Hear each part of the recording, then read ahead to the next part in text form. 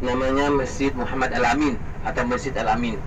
Ini merupakan salah satu masjid Sunni yang ada di Oman. Kembali lagi ke Masjid Sultan Qaboos. Masjid Sultan Qaboos ini ya merupakan satu ikonnya Oman, karena masjid jami' yang paling besar di Oman adalah masjid jami' yang barusan kita lihat. Apakah selain itu nggak ada masjid lain yang besar? Ada, tapi yang paling besar yang barusan kita lihat. Karena di sini sedikit, mohon maaf, agak sedikit otoriter. karena Oman merupakan negara kesultanan monarki absolut. Jadi kekuasaan tertinggi berada di tangan sultan ataupun raja. Yang lain tidak boleh bilang tidak. Dan di sini kita di Oman ya, kita harus nurut dengan apa yang ada, yang diperintahkan oleh sultan ataupun pemerintah. Karena kenapa? Karena semuanya disupport oleh pemerintah, mulai dari lahir sampai meninggal kalau bahasa kita. Ya, Bapak Ibu sekalian, kanan kiri ini ada pertokoan dan juga perumahan orang-orang Oman, ataupun kalau bahasa kita di sini apartemen. Dan sebelah kanan kita ini ada masjid. Ini merupakan masjid bapaknya Sultan Qaboos. Nama beliau Said Taimur bin Said. Jadi dengan nuansa bergaya arsitektur Turki murni. Ini tidak ada mix sama sekali. Dan sebelah kanan kita bisa lihat rumah cantik penduduk Oman ya. Kalau Bapak Ibu perhatikan, warnanya hampir sama dan bentuknya hampir sama. Karena mereka mengatur semuanya diatur oleh negara. Bapak bisa memperhatikan ya, jangankan yang lain, warna untuk mengecat rumah aja mereka atur. Dan jika ada yang melanggar ya satu, kena pidana, kalau bahasa kita mereka harus membayar denda. Makanya nggak ada yang berani macam-macam ya. Bapak Ibu sekalian, tadi Masjid Sultan Qaboos yang kita sudah lihat tadi ya,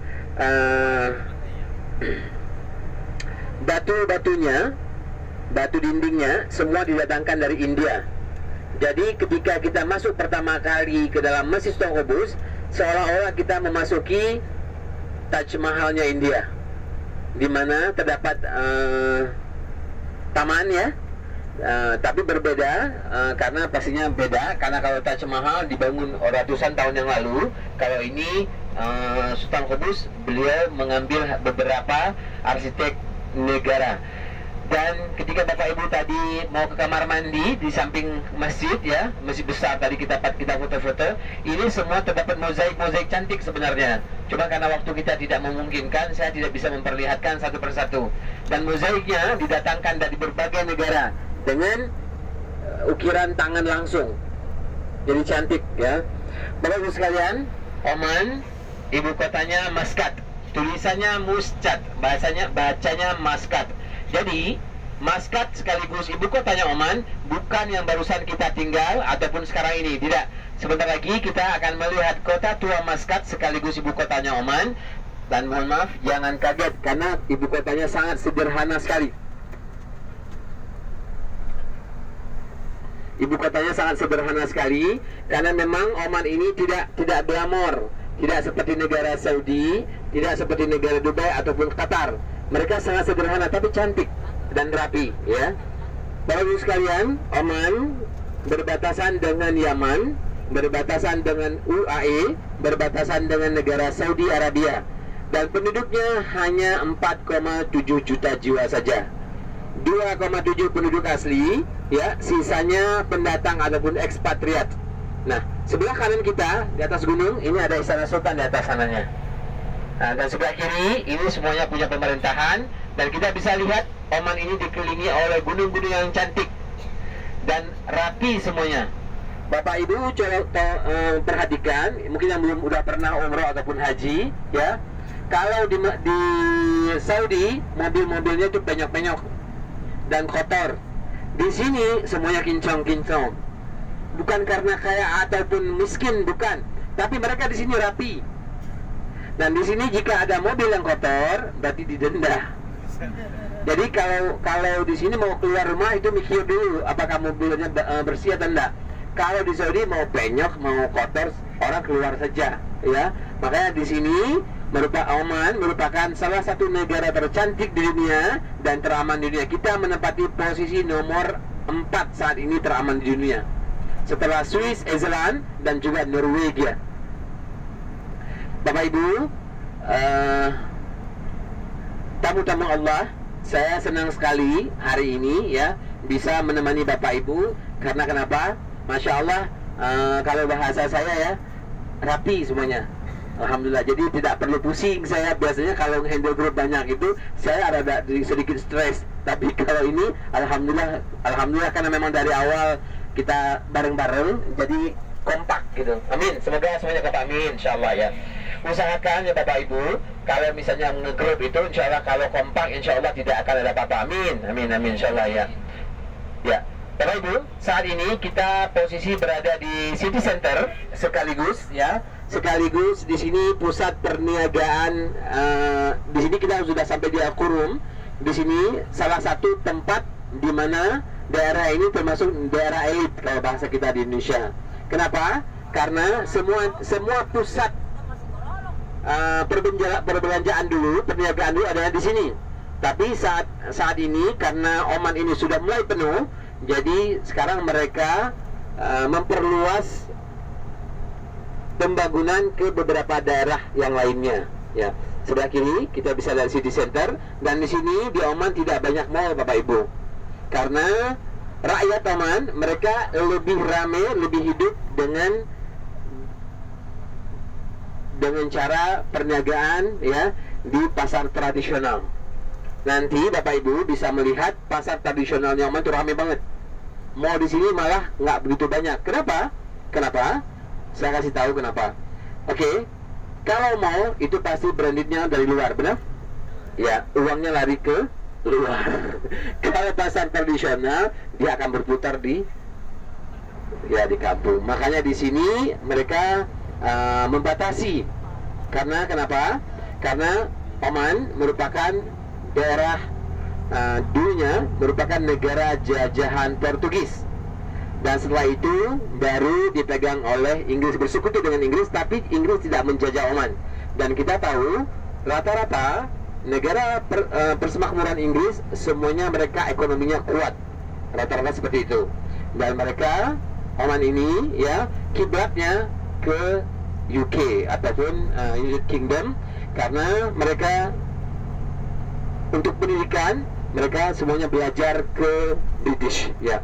Bapak Ibu sekalian, Oman mereka mensupport atau mensubsidi penduduknya mulai dari kecil sampai meninggal. Dari kecil ketika mereka sekolah, mereka dapat beasiswa ataupun free semuanya sampai kelas, kalau bahasa kita sampai SMU. Di sini kelas 12 ya. Setelah mereka selesai dari SMU, jika mereka dapat nilai tertinggi 10 tertinggi, mereka berhak dan wajib untuk mendapatkan beasiswa di luar negeri. Biasanya mereka memilih negara mana yang dituju. Saat ini kebanyakan dari orang-orang Oman mereka belajar ke UK, Australia dan beberapa negara Asia lainnya, termasuk negara Arab ya, karena kita tahu salah satu negara Arab yang bagus pendidikannya adalah Mesir. Dan di negara kita saya jarang melihat ada orang Oman yang belajar ke Indonesia, tapi mereka biasanya belajar ke negara tetangga kita, ke Malaysia, karena sama-sama negara kolonial Inggris ya.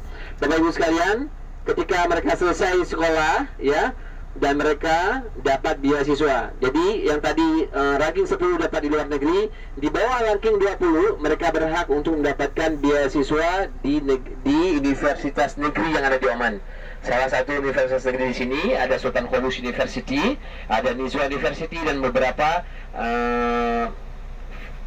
universitas lainnya. Kalau di kita punya universitas negeri dan swasta. Kalau bedanya, kalau di kita di Indonesia itu ada PMDK ya, dan juga ada beberapa beasiswa lainnya. Cuman karena penduduk kita di Indonesia itu terlalu banyak, nggak mungkin kan beasiswa semuanya, bangkrut nantinya ya gitu. Jadi saya mengerti sekali bahwa kita karena penduduknya banyak dan pemerintah tidak mungkin. Tetap kalau kita di sama pemerintah, mereka tetap memberikan beasiswa bagi yang berprestasi ataupun anak yang tidak mampu. Alhamdulillah ya. Bapak Ibu sekalian, setelah selesai mereka kuliah dan mereka mau bekerja, lagi-lagi Oman mensupport penduduknya untuk memberikan kerjaan buat mereka. Jadi di sini bagi lulusan ataupun orang Oman yang belum dapat kerjaan, ya, disupport atau disubsidi oleh pemerintah selama satu tahun. Jadi per bulan mereka dapat, kalau bahasa di sini sekitar 150 rial, kalau dikurskan rupiah kurang lebih sekitar 6,5 juta. Jadi tiap bulan itu dikasih. Makanya di Oman, ya, semiskin-miskinnya orang Oman, mereka punya mobil. Karena mobil di sini nggak mahal. Di sini mobil murah, makanya mereka punya mobil mewah-mewah. Karena kenapa? Karena di sini kita tidak punya teks. Ada teks, tapi teksnya sedikit, kalau tidak salah kurang lebih sekitar 5% teksnya. Kalau di kita mahal karena memang teksnya juga mahal sekali. Bapak Ibu sekalian, alhamdulillah saat ini saya baru pulang dari Indonesia. Saya melihat perkembangan luar biasa di Indonesia. Dan dengan adanya perubahan-perubahan, jadi kita, kalau bahasa saya, sebenarnya Indonesia lebih maju daripada Oman, ya. Semuanya pembangunan, semuanya sama. Cuman mungkin kalau bertanya apakah kita makmur, ya itu memang masih dalam tahap pertanyaan, dan mudah-mudahan insya Allah ke depan Indonesia lebih makmur. Amin, insya Allah.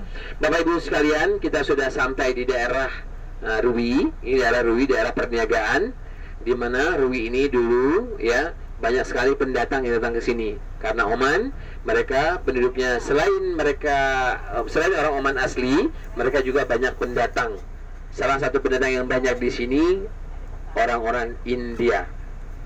Jadi India itu ada di mana-mana. Sama seperti dengan orang Cina, ada di mana-mana, ya.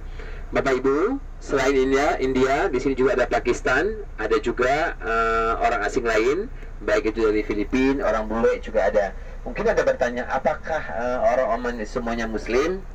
Ya kan? Nah, ya. Kalau orang Oman asli, ya, penduduk Oman asli memang mereka Muslim. Tapi orang-orang asing di sini ada yang agama Kristen, ada yang agama Hindu, ada agama Buddha. Tapi di sini kita, ya, tidak diperbolehkan berbicara masalah agama ataupun ras. Itu yang menyebabkan kenapa Oman di sini aman. Jika kita berbicara masalah agama ataupun ras, ataupun kalau bahasa kita rasis, ya, langsung masuk penjara. Bagi orang asing langsung dideportasi. Karena di sini kita tidak diperbolehkan berbicara masalah ras, agama, dan juga masalah politik. Karena semuanya sudah jelas, ini adalah kesultanan, bukan negara republik.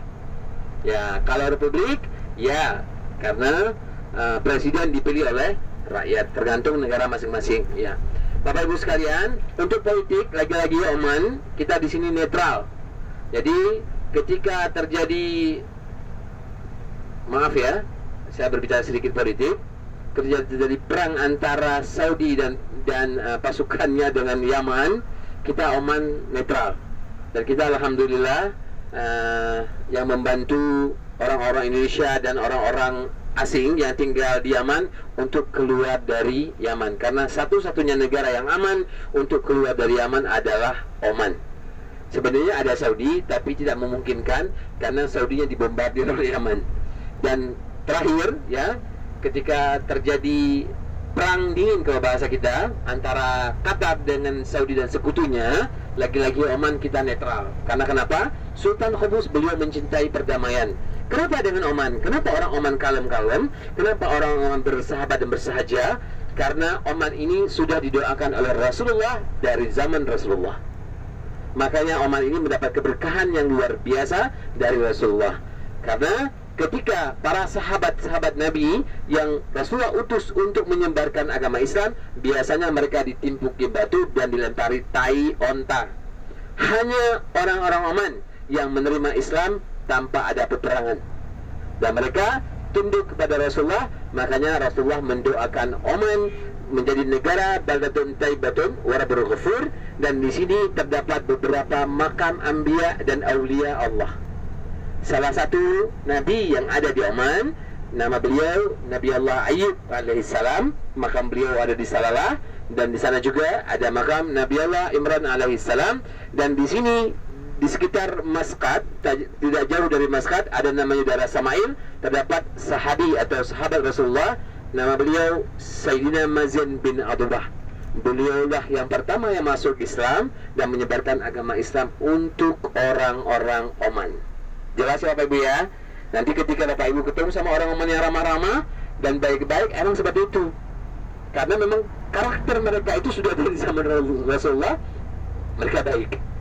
Berbeda dengan negara-negara Arab lainnya. Kalau di sini mereka akan menegur kita. Kalau negara, mohon maaf ya, negara-negara lainnya biasanya agak sedikit songong dan sombong kalau bahasa kita. Jadi mereka tidak akan menegur kita karena merasa dirinya lebih hebat ya. Bapak Ibu sekalian, dan di Oman di sini ya, Masya Allah, Sultan Oman, beliau salah satu sultan yang membantu Indonesia ketika terjadi tsunami di Aceh. Jadi beliau membangun Masjid Sultan Qaboos, dan sampai saat ini orang-orang Aceh dan presiden kita waktu itu kalau tidak salah SBY, ya benar, SBY, beliau punya hubungan baik dengan Oman ya. Bapak Ibu sekalian, ini merupakan daerah Rui yang saya info tadi, dan kebanyakan di sini bisa kita lihat ya, kebanyakan orang-orang asing ya, muka-muka India, Pakistan gitu ya. Nah, kalau orang Oman di mana? Tadi di pas lagi daerah kita, itu banyak orang Oman di sana ya. Ya, Bapak Ibu sekalian, di sini mungkin Bapak Ibu bisa melihat parkir. Coba perhatikan parkirnya, mereka rapi-rapi. Karena jika ada yang parkir sembarangan, nanti dikasih surat cinta sama polisi. Kalau parkir yang baik, ya tidak akan ada diapa-apain. Kalau misalnya parkir sembarangan, biasanya per denda itu sekitar 10 rial. 10 rial itu lumayan gede kalau di kita, sekitar kurang lebih sekitar 400.000. Kalau bahasa saya, hanya orang gila aja yang mau ngasih duit cuma-cuma dengan nilai yang besar ya. Dan di sini untuk transportasi ya, kita semuanya diatur. Dan seperti Bapak Ibu lihat tadi, ketika jalan saya lupa ngasih tahu, di sini ada maksimal kecepatan. Kalau untuk berkendaraan ada maksimal kecepatan, maksimalnya 120. Ada juga di daerah tertentu yang maksimalnya sekitar 40 ataupun 50. Nah, untuk mobil, kita punya plat mobil, ada beberapa plat. Warna kuning ini untuk umum. Dan warna merah, nah, kelihatan ya, ada Suzuki warna merah, dan mobil ini juga warna merah. Ini adalah private ataupun mobil khusus. Contoh ya, mobil khusus bisa jadi untuk perusahaan, bisa jadi untuk tertentu, perseorangan, itu bisa. Tapi yang umum semuanya warna kuning. Yang putih biasanya digunakan oleh pemerintah. Dan di sini juga kita punya warna biru. Biru ini biasanya digunakan oleh angkatan ataupun TNI ataupun angkatan udara ataupun angkatan laut, seperti itu. Ya.